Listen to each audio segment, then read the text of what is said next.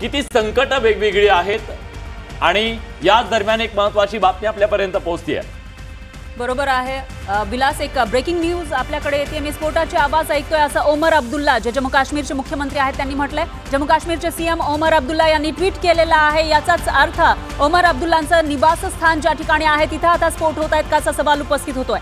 जम्मू काश्मीरमध्ये पाककडून पुन्हा एकदा भ्याड हल्ले सुरू करण्यात आले आहेत। रात्रीचा अंधार जसा झाला की पाकिस्तानचे हे नापाक इरादे समोर येतात। काल ज्या पद्धतीने हल्ले केले होते त्याच पद्धतीने आज पुन्हा एकदा हल्ले केले जात आहेत। मात्र भारताची डिफेन्स सिस्टीम ही एवढी स्ट्रॉंग आहे की ते हल्ले परतवून लावले जात आहेत। काल 300 ते 400 ड्रोन पाठवलेले होते, मग त्याच्यामध्ये F-16 विमान असेल किंवा JF-17 विमान हे सुद्धा पाठवलेलं होतं, पण भारताने ते परतवून लावले आणि आज पुन्हा एकदा हल्ले होत आहेत। त्याच्यामध्ये जम्मू काश्मीरचे मुख्यमंत्री ओमर अब्दुल्ला यांना सुद्धा त्या हल्ल्याचे स्फोटांचे आवाज ऐकू येत आहेत असं त्यांनी स्वतः सांगितलेलं आहे।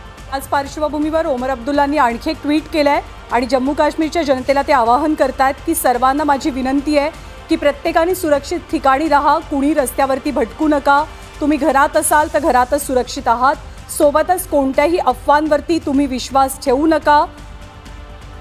भारतीय सैन्य हे प्राणपणानं सध्या सीमेवरती लढतंय।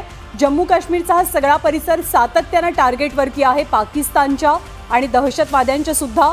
आणि ओमर अब्दुल्लांचं एक सूचक ट्विट, एक बोलकर ट्विट की जिथे आता मी आहे तिथून मी स्फोटांचे आवाज ऐकू शकतोय। याचा अर्थ ज्ञानदा स्पष्ट आहे की आगळीक ही थांबत नाहीये।